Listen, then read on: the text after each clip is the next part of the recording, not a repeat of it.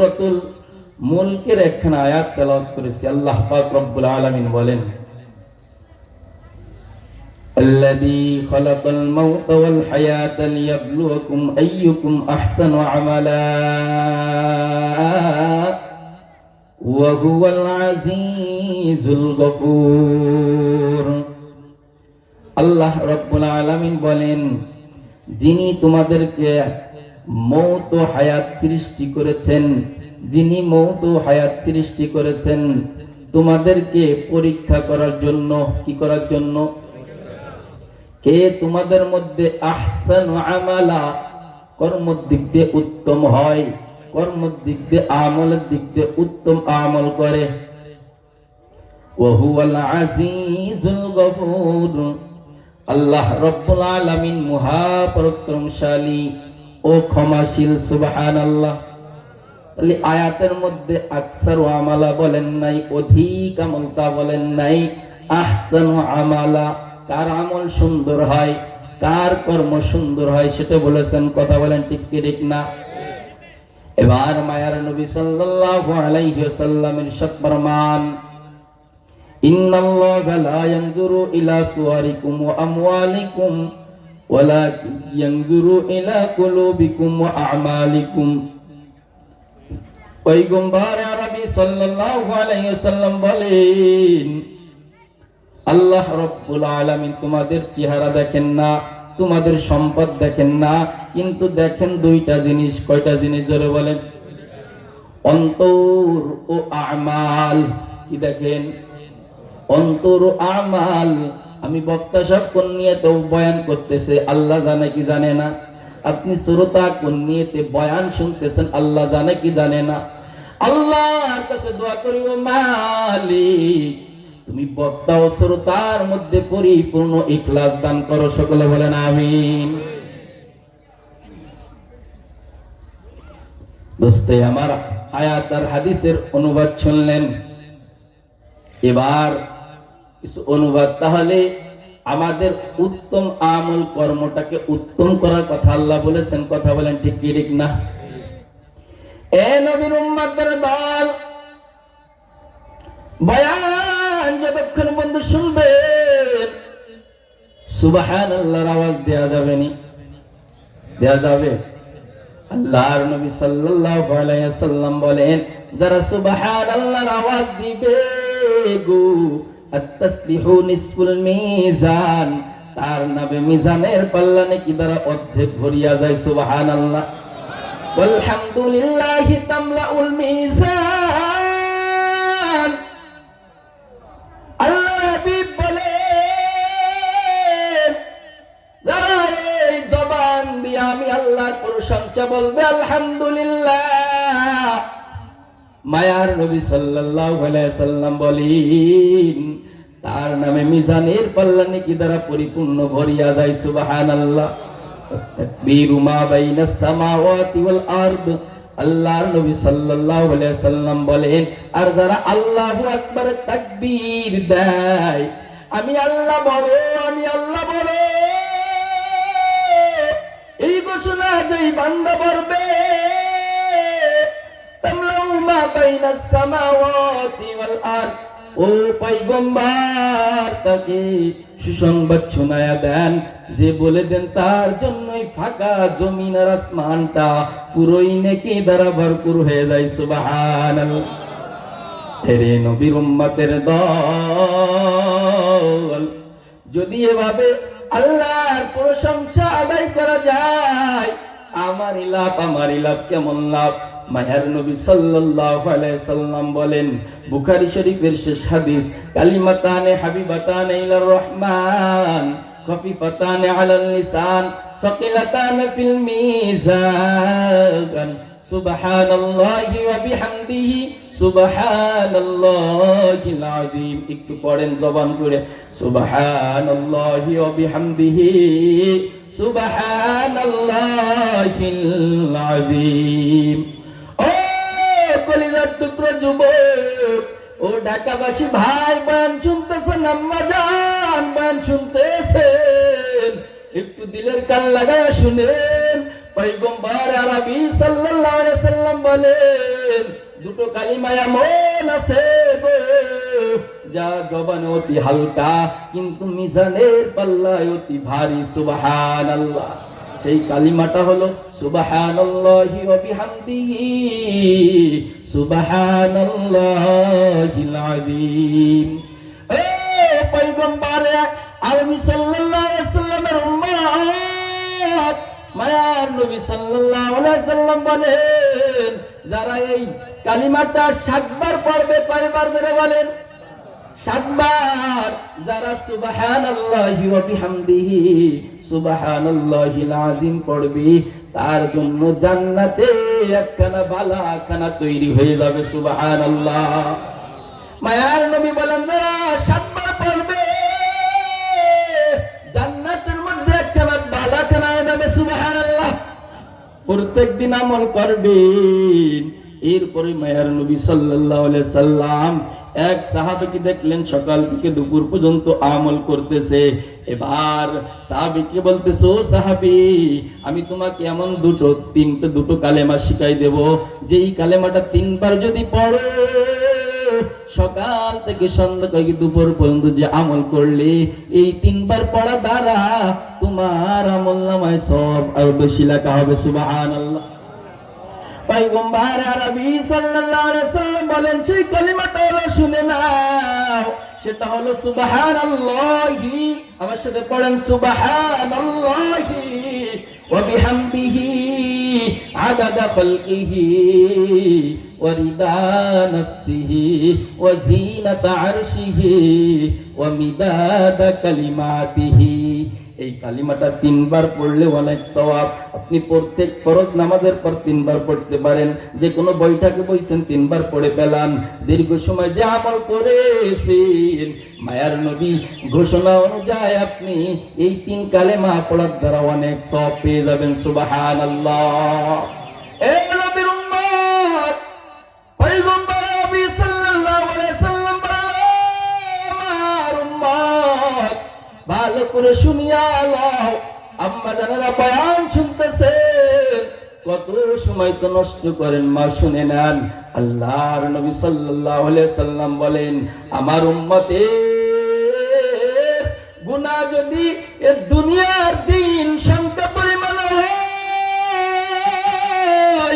আমার উম্মতের গুনাহ যদি এই দুনিয়া যত বালু গুনাহ আছে বালু গুনাহ পরিমাণও যদি হয়, আমার উম্মতের গুনাহ যদি আল্লাহু আকবার এই দুনিয়ার জমিনে যত গাছ আছে এই গাছের পাতা সংখ্যা পরিমাণও যদি হয়, ছোট্ট একটা আমল করলে আল্লাহু আকবার সব গুনাহগুলো মাফ হয়ে যাইবে। সুবহানাল্লাহ। বলবো নি আমলটার কথা? আল্লাহু আকবার। আমলের দরকার আছে কি আছে না? এ নবীর উম্মত, কেন আমলের দরকার? আমল যার ভালো হবে জিন্দেগি ভালো হবে, জিন্দেগি তার ভালো হবে গো। কবে মউত তার ভালো হবে, মউত যার ভালো হবে কবর তার ভালো হবে, কবর যার ভালো হবে আখিরাত তার ভালো হবে, আখিরাত যার ভালো হবে বিনিময় জান্নাত ছাড়া আর কিছু না। সুবহানাল্লাহ। মায়ার নবী যে বললেন যে এত এত গুনাহ হলেও মাফ হয়ে যাবে, এমন কি সাগরের ফেনা পরিমাণও যদি গুনাহ হয় ছোট্ট একটা আমলের দ্বারা মাফ হয়ে যাইবে। সেই আমলটা হলো বিছানায় তো শুইতে যান প্রত্যেকদিন, যান না? আল্লাহু আকবার। প্রত্যেক দিনই শুইতে যান, বিছানায় যাইয়া যদি ছোট্ট একটা আমল করতে পারেন, আস্তাগফিরুল্লাহাল্লাযী লা ইলাহা ইল্লা হুয়াল হাইয়ুল কাইয়্যুম ওয়া আতুবু ইলাইহি, এতটুক আমল যদি 3 বার পড়তে পারেন বিছানায় শুইয়ে, এই যেগুলো ফায়দার কথা বললাম, এই পরিমাণ যদি আপনার গুনাহ থাকে সব গুনাহগুলো মাফ হয়ে যাইবে। সুবহানাল্লাহ। সকাল সন্ধ্যায় আল্লাহুম্মা আজরিনি 7 বার পড়বেন, ওই দিন যদি মারা যান জাহান্নাম থেকে মুক্তি পাবেন। সুবহানাল্লাহ। এর নবীর উম্মত, আরো বিস্তারিত আলোচনা আল্লাহ আকবার ইমাম সাহেবদের থেকে আপনাদের ইমাম সাহেব যোগ্য ইমাম শিখে নেবেন, আমল করে জীবনটা সাজাইবেন। আল্লাহু আকবার। যদি এভাবে জীবনটা সাজাইয়া আল্লাহর কাছে হাজিরা দিতে পারেন, দুনিয়া ও আখিরাতে আপনাকে আল্লাহ পাক রব্বুল আলামিন আল্লাহু আকবার শান্তির স্থানে পৌঁছায় দিবেন। সুবহানাল্লাহ। হकीकत से तू दुनिया बेखबर है, दुनिया की नुमाइश पर नजर है, नमी गोयम कि अज दुनिया जुदाबाश, बगर कारे के बाशी बा खुदाबाश। হাসান আল বসরি রাহিমাহুল্লাহকে কেউ জিজ্ঞাসা করছে, হুজুর আপনার এই সৎ হয়ে যাওয়ার, নেককার হয়ে যাওয়ার গোপন সূত্র কি একটু আমরা জানতে চাই। আপনারা কি জানতে চান? জেনে আমল করেন।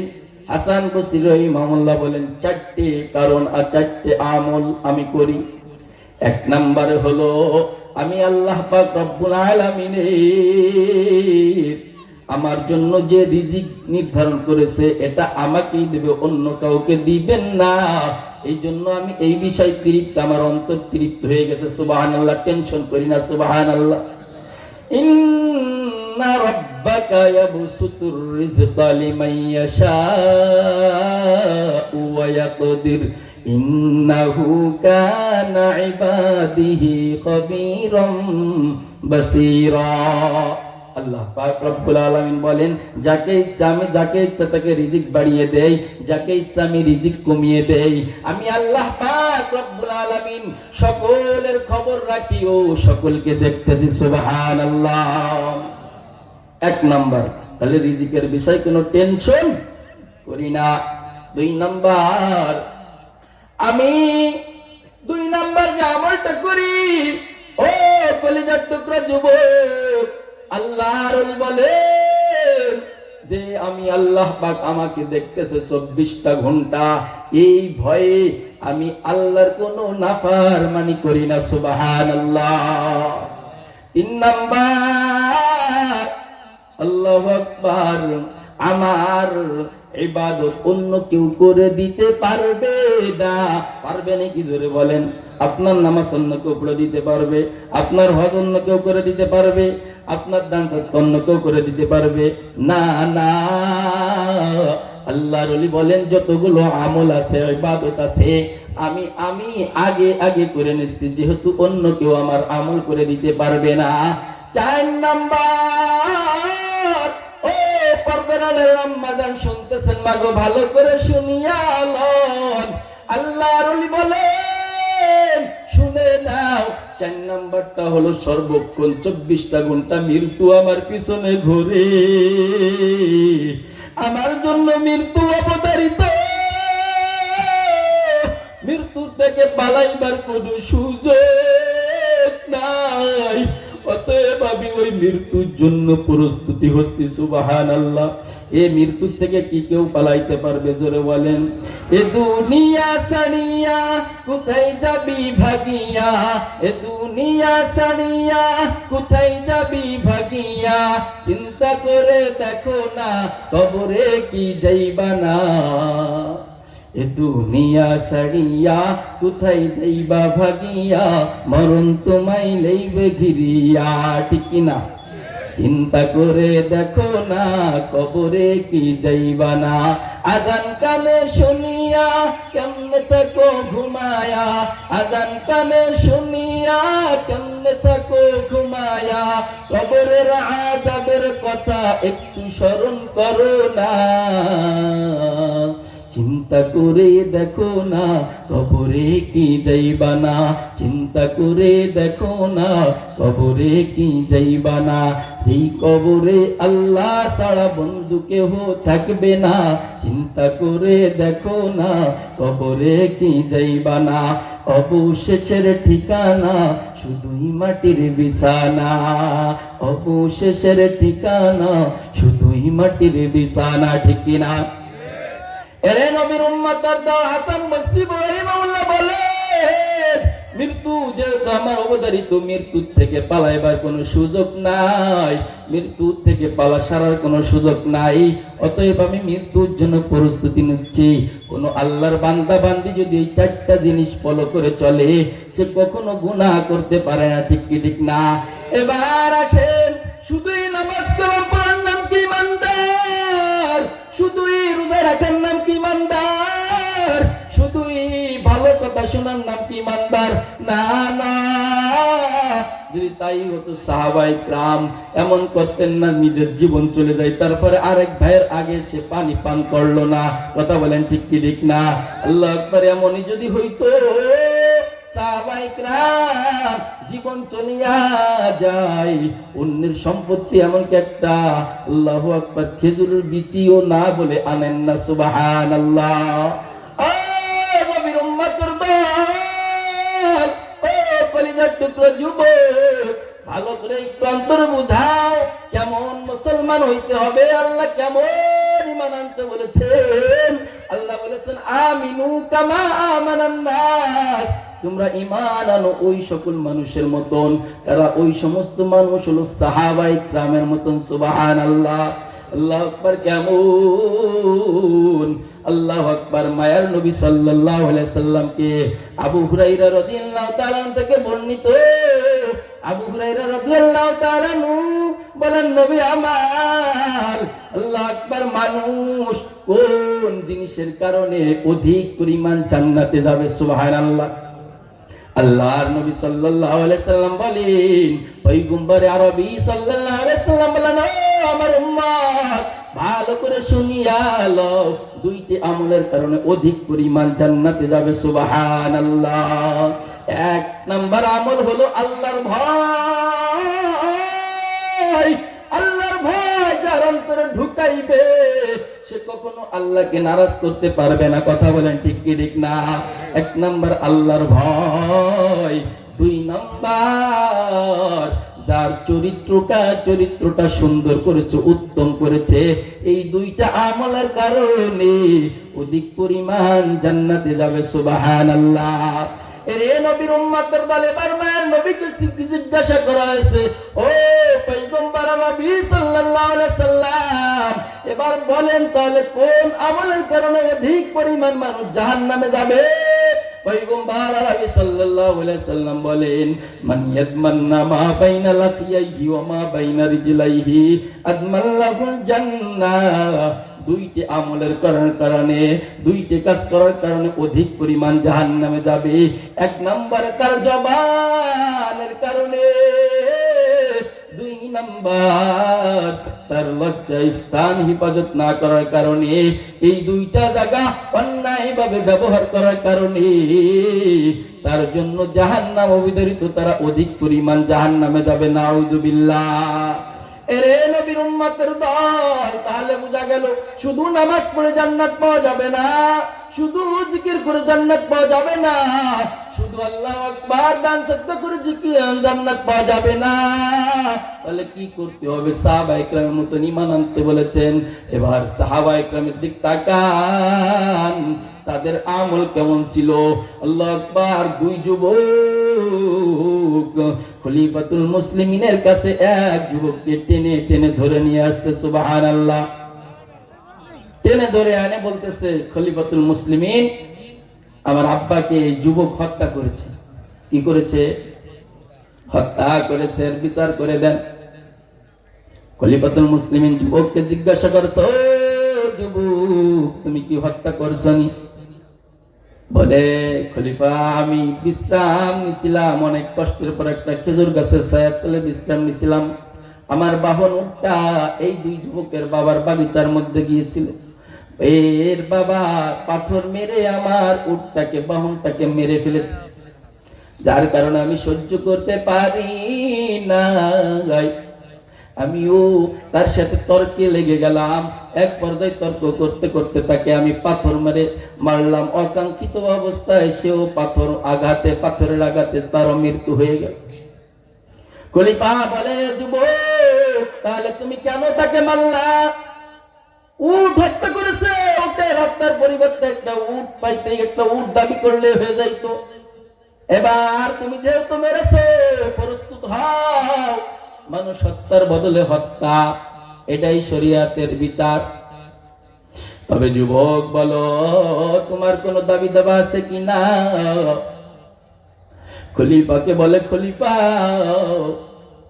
আমার একটু আবদার যদি আপনি শোনেন, সেটা হলো আমি ঋণ রেখে আসছি এবং আমার কিছু আমানত, আমার কাছে কিছু আমানত রাখা আছে, যদি একটু সময় দেন তাহলে আমি আমানত আর ঋণ শোধ করে আমি আসব, যাতে আল্লাহর কাছে কিয়ামতের ময়দানে ধরা না খাইতে হয়। সুবহানাল্লাহ। এই নবীর উম্মতের দল মনটাকে একটু নরম করে দেন, সাহাবায়ে কেরামের জীবনী শোনেন এবং কান্নার চেষ্টা করেন, চোখে পানি আসে কিনা দেখেন। খলিফাতুল মুসলিমিন এবার ডাক দিয়ে বলে, না তোমাকে চিনি না, কেমন করে তোমাকে সুযোগ দেব? তবে দিতে পারি, তোমার স্থানে যদি কাউকে রেখে যেতে পারো তাহলে তোমাকে সুযোগ দিতে পারি। বলে যে এই মদিনাতে আমার কোনো আপন কেউ নাই, আমার জিম্মাদার কে হবে? এরকম ভাবে মজলিস ভরা, কে জিম্মাদার হবে? আরো যদি না আসে তো তাকে ফাঁসি দিয়ে দেবে, কেউ নাই না। এবার এক পাশের থেকে দাঁড়াইয়া বলে, হযরতে আবু যর গিফারি নামে এক সাহাবী দাঁড়ায় বলে, খলিফা আমি আমার এই মুসলমান ভাইয়ের জামিন হয়ে গেলাম। সুবহানাল্লাহ। আরো জোরে বলেন না সুবহানাল্লাহ। আবু যর গিফারি কে? আবু যর গিফারি হলো ওই ব্যক্তি, আল্লাহর নবী সাল্লাল্লাহু আলাইহি সাল্লামকে জিবরাইল আমিন আসিয়া বলে, ও পয়গম্বর, ওই যে আপনার আবু যর হেঁটে হেঁটে যায়। পয়গম্বর আরবি সাল্লাল্লাহু আলাইহি সাল্লাম বলেন, আপনি আমার আবু যরকে কিভাবে চিনেন?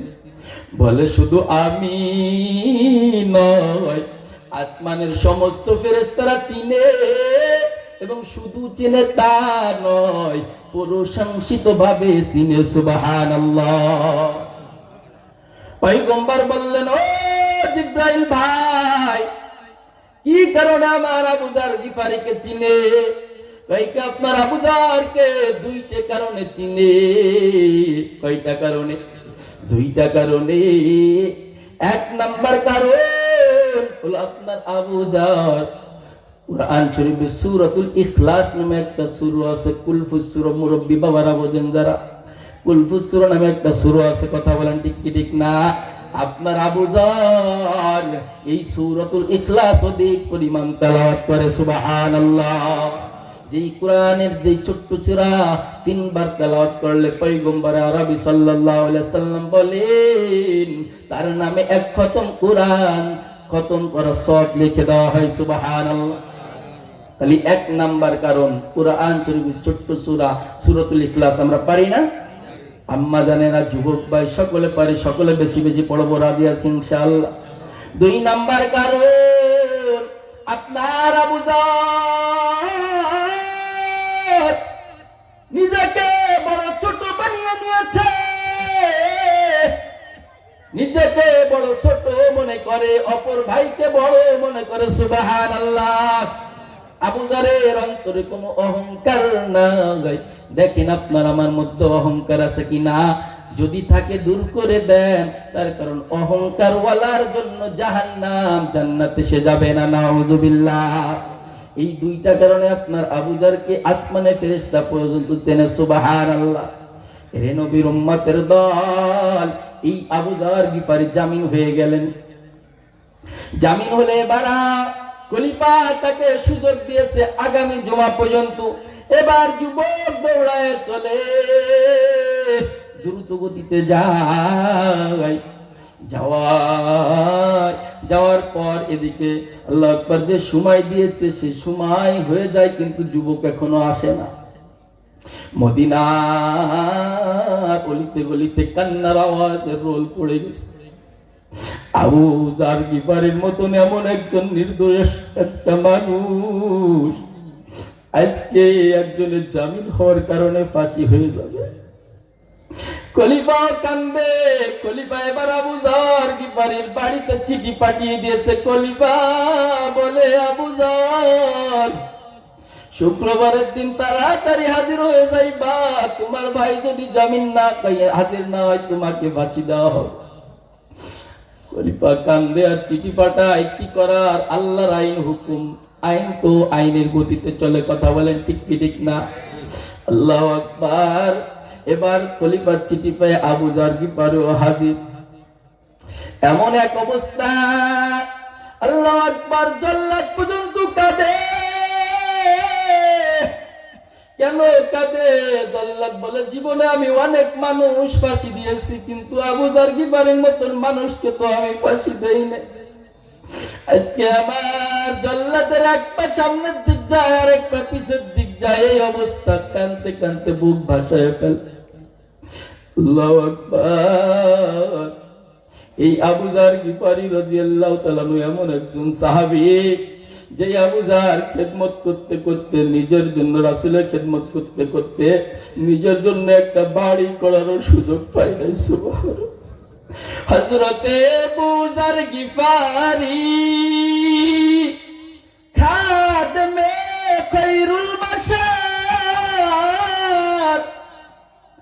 হযরতে আবু যর গিফারি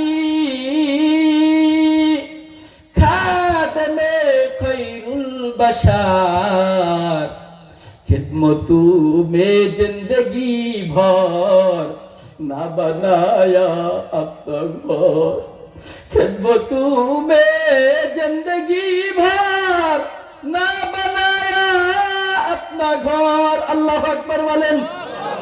রাসূলের উত্তম একজন খাদেম হযরত আবু যর গিফারি জিंदगी ভর খিদমত করতে করতে একটা ঘর বানানোর সুযোগ পাই নাই। এরে নবীর উম্মতের দল, এ কলিজার টুকরো যুবক, আজ নবী পাবা না। পয়গম্বর নবী সাল্লাল্লাহু আলাইহি সাল্লাম বলে গেছে, আমার ইসলাম শিখতে হবে উলামা ইকরাম ওয়ারাসাতুল আম্বিয়া। আল্লাহর পয়গম্বর বলেন, যারা এই পয়গম্বর কই এই ওয়ারিসদেরকে সম্মান করবে, কেমন যেন সে আমাকে সম্মান করলো। সুবহানাল্লাহ। যারা কোনো হক্কানি চেহারার দিকে তাকায়, কেমন যেন আমি নবীর চেহারার দিকে তাকাইলু। সুবহানাল্লাহ। যারা কোনো হক্কানি আলেমকে মুহাব্বত করে, কেমন যেন আমি নবীকে মুহাব্বত করলো। সুবহানাল্লাহ। এই জন্য নবীর উম্মত বিস্তারিত বলার সময় নাই, তবে এতটুকু বলি, যতদিন বেঁচে থাকেন উলামা ইকরামের সাথে থাকবেন। রাজি আছেন তো ইনশাআল্লাহ? যারা নবীর সাথে চলছেন থাকছেন, তারা দামি হয়ে গেছেন। আজ তো নবী পাবেন না, উলামা ইকরামের সাথে যদি থাকতে পারেন, চলতে পারেন, আপনিও দামি হয়ে যাবেন, এর মধ্যে কোনো ভুল নাই। কথা বলেন ঠিক কি ঠিক না?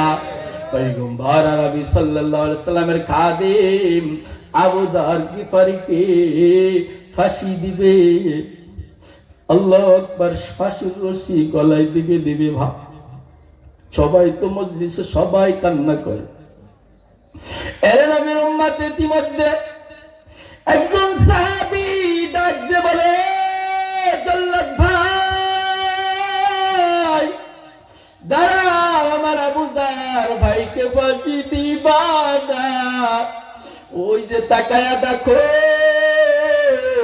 মদিনার বালু ধুরি উড়াইয়া কে যেন আসতেছে রে। আমার মনে হয় ওই যুবকই ফিরে আসতেছে। সুবহানাল্লাহ। ঠিকই দেখে সেই যুবক আসিয়াই, আল্লাহু আকবার, সেই যুবক আসে, হাজির হইয়া এই খলিফার পায়ে পড়ে গেছে। বলে, খলিফা, প্রতিমধ্যে আমার বাহুটার একটু সমস্যা হয়ে যাওয়ার কারণে আল্লাহু আকবার দেরি হয়ে গেছে। আমি বাড়িতে যাই, একটুও দেরি করি নাই খলিফা, কারণ আমার আল্লাহর কাছে দাঁড়াইতে হবে। আমি অপরাধী মুখ নিয়ে দাঁড়াইতে চাই। দেখেন একটু কলিজার টুকরা যুবক মুরব্বী বাবারা, দেখেন একটু চোখে পানি আসে কিনা। তার কারণ আল্লাহ নবী বলেছেন, কান্না যদি না আসে, কান্নার ভান ধরো, ধরতে ধরতে একদিন কান্না আসে। আল্লাহু আকবার বলে নবী আমার বাড়িতে যাইয়া ঋণের আমানত শোধ করিয়া সাথে সাথে মার কাছে চলে গেলাম। ও মা, তোমার সন্তানকে দোয়া করে দাও, আর দেখা হবে না। আল্লাহ যদি ভাগ্য রাখে কিয়ামতের দিন জান্নাতে দেখা হবে। সুবহানাল্লাহ। বাবাকে বললেন, বাবা আমাকে একটু দোয়া করে দেন, আর বুঝি আপনার সাথে দেখা হবে না, একটু দোয়া করে দেন বাবা।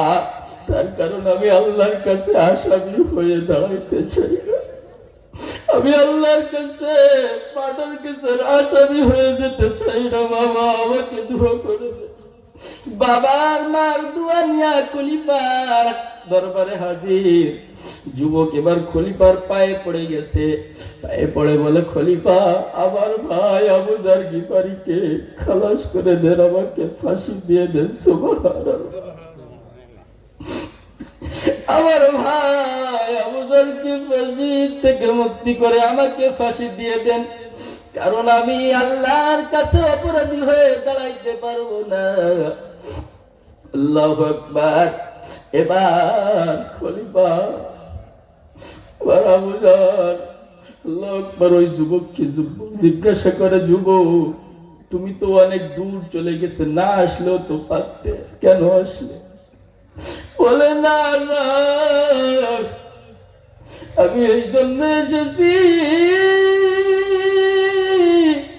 কেউ যেন বলতে না পারে যে এক মুসলমান ভাই আর এক মুসলমান ভাইয়ের সহযোগিতায় আসিয়া বিপদে পড়ে গেছে, এই গালিটা যেন ইসলামে কেউ না দিতে পারে। সুবহানাল্লাহ। জোরে বলেন, আরো জোরে বলেন সুবহানাল্লাহ।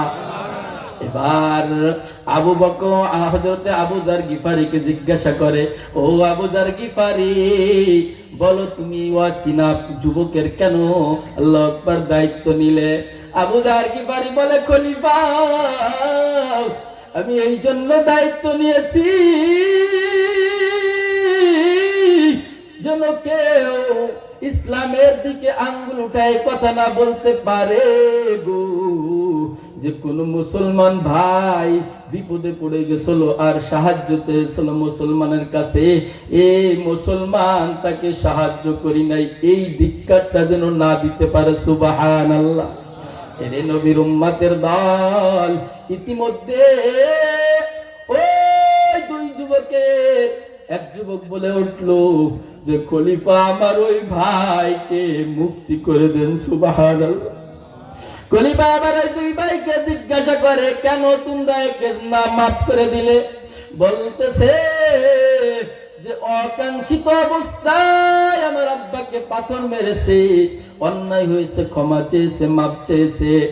এখন যদি মাপ না করি হয়তো কেউ ইসলামের দিকে ধিক্কার জানাবে, আঙ্গুল তুলবে যে এক মুসলমান ভাই অকাঙ্ক্ষিত অবস্থায় একটা ঘটনা ঘটায় ফেলেছিল, তার জন্য মাপ চেয়েছে, আরেক মুসলমান তাকে মাফ করি নাই, এই জন্য আমরা আমার ভাইকে মাফ করিয়া দিলাম, আমাদের হাতে দিয়ে দেন, আমরা মুসলমান ভাই হিসেবে গ্রহণ করে নিয়ে যাই। সুবহানাল্লাহ।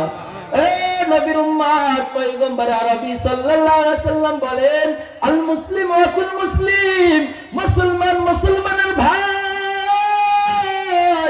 ইতিহাস থেকে কি বুঝলেন? এক মুসলমান অসহায় আরেক মুসলমান ভাই পাশে যে দাঁড়াইবে। কথা বলেন ঠিক কি ঠিক না? এই যে আমাদের প্রতিষ্ঠাতা চেয়ারম্যান ভাইয়ের নাম কি? নাম কি? আলাউদ্দিন আলমিনা। এই ভাই আমাকে শোনাইলো, খানাকার সমাজে ভাই এক ভাই ভিক্ষা করতো, তাকে সেখান থেকে উঠাই নিয়ে ব্যবসায় লাগাই দিয়েছি। সুবহানাল্লাহ। শুধু নামাজ পড়লে সওয়াব হবে এটা নয়, এই যে বিশাল মহৎ একটা কাজ। আল্লাহর নবী সাল্লাল্লাহু আলাইহি সাল্লাম বলেন, তোমার বাড়ির পাশে গরিব অসহায় আছে, তুমি যখন গোশত রান্না করো গো, গোশতে একটু ঝোল বাড়ায় দাও, একটু পানি বাড়ায় দাও, যাতে একটু ওই মুসলমান ভাইকে একটু গোশত আল্লাহু আকবার ঝোল দিতে পারো। আমার মায়ার নবীর আদর্শ এমন, যদি কেউ ফলো করে চলে গো, তার দুনিয়ার জীবন ও আখিরাতের জীবন উজ্জ্বল হয়ে যাবে। কথা বলেন ঠিক কি ঠিক না? আল্লাহর নবী সাল্লাল্লাহু আলাইহি সাল্লাম বলেন, ছোট বড়কে সালাম দিবে, বড় ছোটকে সালাম দিবে, চাকরিজীবী ব্যবসায়ী ফকিরকে সালাম দিবে, অন্তরে অহংকার থাকবে না। এক মুসলমান ভাই আরেক মুসলমান ভাইকে আপন ভাইয়ের মতন চোখে দেখবে। এক মুসলমান ভাই কষ্টে পড়েছে, তার বিপদের সময় আগিয়ে যাবে। যেমন এই যে আবু যার গিফারি রাদিয়াল্লাহু তাআলা আনহু আগিয়ে আসছেন। কথা বলেন ঠিক কি ঠিক না? যদি এমন হয়, আমিনু কামা আমানান নাস, তাহলেই কেবলমাত্র ওই রকম ঈমান আনা হবে। অন্যথায় শুধু মুসলমান নাম নিয়ে গেলে আল্লাহর কাছে নাজাত পাওয়া যাবে না। কথা বলেন ঠিক কি ঠিক না? এরে নবীর উম্মতের দল, কিসের মায়া করছো? ও কলিজার টুকরো যুবক, ও বৃদ্ধ বাবারা, একটু মনটা নরম করে দেন, একটু মনটা নরম করে দেন। দেখেন চোখের পানি একটু ফেলাইতে পারেন কিনা। আল্লাহু আকবার। একটু মনে মনে মুরাকাবা করেন, আজকে যদি আমি মারা যাই, আল্লাহর কাছে কি নিয়ে হাজির হব? আমার পাশে কে দাঁড়াইবে? কি নেই বা আমি হাজির হব? যদি মারা যায়, কেউ তো আমার পাশে থাকবে না। কথা বলেন ঠিক কি ঠিক না? আমার কাফনে তো আল্লাহু আকবার বক্তা সাহেব আবু হানিফ সিদ্দিক লেখা থাকবে না, আমার কাফনে তো চেয়ারম্যান সাহেব লেখা থাকবে না, আমার কাফনে তো শোরুমে আল্লাহু আকবার বড় শিল্পপতি ব্যবসায়ী লেখা থাকবে না। কথা বলেন ঠিক কি ঠিক না? অতএব এত অহংকার কেন রে ভাই? দেখেন আল্লাহ আকবার, চোখের পানি ফেলে আল্লাহর কাছে পেয়ারা হতে পারেন কিনা? তার কারণ জানেন না ওই জাহান্নাম কত ভয়ঙ্কর। পায়াল নবী সাল্লাল্লাহু আলাইহি সাল্লাম বলেন, একটা গুনাহ নিয়ে যদি কবরে যায়, ওই কবরের মাটির চাপের কারণে এক পাজরে হাড্ডি আর এক পাজরের মধ্যে ঢুকিয়া যাবে, সহ্য করা যাবে না। এর নবীর উম্মত, একটা গুনাহ নিয়ে যদি কবরে যায়, ৭০ থেকে ৯৯টা সাপ কবরে এসে হাজির হয়ে যাবে। সহ্য করতে পারবা ভাই? সহ্য করা যাবে না। আল্লাহু আকবার, আল্লাহু আকবার। এই নবীর উম্মতের দল, সহ্য করা যাবে না রে ভাই। আল্লাহু আকবার। জাহান্নামের হাদিস মাঝে মাঝে পড়ে নিজেকে স্থির রাখতে পারি না। আল্লাহর নবীর কাছে চিৎকার, আল্লাহু আকবার। নবী আবার বলেন, জাহান্নামের একটা সাপ হবে বিশাল বিশাল উটের মতো। এই সাপ যদি একজনকে ধ্বংসন করে ৪০ বছর পর্যন্ত ওই ধ্বংসনের জায়গা দিয়ে রক্ত বের হতে থাকবে, সহ্য করতে পারবো রে ভাই? সহ্য করা যাবে না। একটা গুনাহ নিয়ে যদি কবরে যায়, মাথার মগজ ভাতের মাড়ের মতন টকবক টকবক হয়ে ফুটতে থাকবে। এই জন্য ভাই, সহ্য করা যাবে না রে ভাই। আল্লাহর কাছে সময় থাকতে কাঁদো। কেন কাঁদবা? আমার আল্লাহ মাফ করার জন্য বসে আছে। এ সন্তানের চোখের পানি দেখলে বাবা সহ্য করতে পারে না। কথা বলেন ঠিক কি ঠিক না? মা সহ্য করতে পারে না। আমার আল্লাহ বলে, শেষ রাত্রে আমি আল্লাহ পাক আসিয়া ডাকি, আকুলু মান ইয়াদউনি ফাস্তাজিব লাক। আসো, আমার নিকট দোয়া করবে, আমি তার দোয়া কবুল করব। আকুলু মান ইয়াসালুনি ফাউতিহু, কে আসো আমার নিকট চাইবে, আমি তার চা অনুযায়ী দিয়ে দিব। আকুলু মান ইস্তাগফিরুনি ফাগফির লাহ, কে আসো সারা জীবন ভরে অন্যায় করেছো, অপরাধ করেছো, আমি আল্লাহ পাক ক্ষমার জন্য ডাকতেছি, আয় আয় আয়। আমি আল্লাহ পাকের কাছে ক্ষমা চাবি, তোকে ক্ষমা করে দেবো। সুবহানাল্লাহ। এরে কলিজার টুকরা যুবক, কত অপরাধ করেছে। বনি ইসরাইলের এক যুবকের ইতিহাস আমর রাদিয়াল্লাহু তাআলা আনহু বর্ণনা করেন। মায়ার নবী 7 বারের চেয়েও বেশি এই যুবকের আল্লাহ আকবার বয়ান করেছেন, অধিক বেশি পরিমাণ। এই কিফিল নামক এক যুবক এমন কোনো অপরাধ নাই যে করি নাই। আল্লাহ আকবার। এই কিফিলের কাছে এক সময় এলাকার এক মহিলা নারী আসলো, অভাবের তাড়নায় পড়িয়া, আমাকে কিছু দাও। কিফিল বলল, তোমাকে দিতে পারি, আমার সাথে জিনা করতে হবে এই শর্তে। নারী অভাবে পড়িয়া রাজি হয়ে গেল। যখন এই কিফিল এই নারীর সঙ্গে জিনা করতে যায়, নারী তলের থেকে কাঁপে আর কাঁদে, কাঁপে আর কাঁদে। কিফিল বলে, আমি কি তোমার সাথে জোর করছি? কয় কি না, জোর করেন নাই, তা কাঁদো কেন? বলে, আল্লাহর ভাই,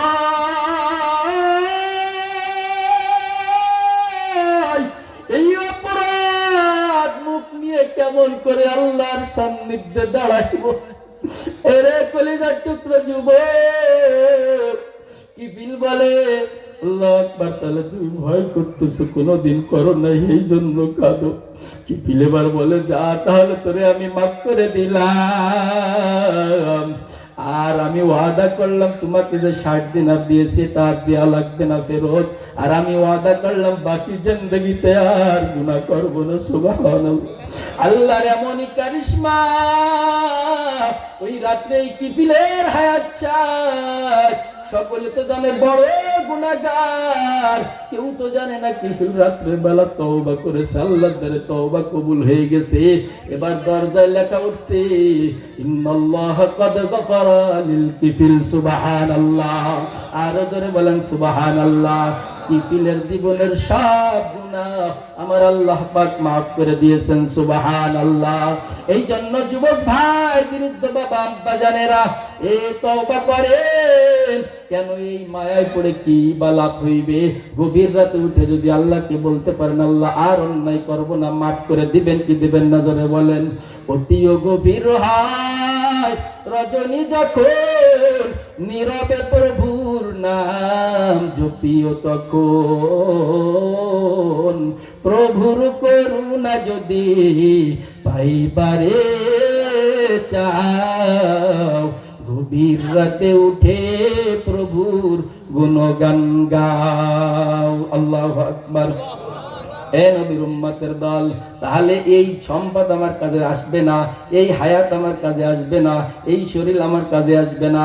আমি শুরুতেই আয়াতের অর্থ শুনাইছিলাম, কে উত্তম আমল নিয়ে আল্লাহর কাছে হাজির হতে পারে সেই লাভবান হবে। কথা বলেন ঠিক কি ঠিক না?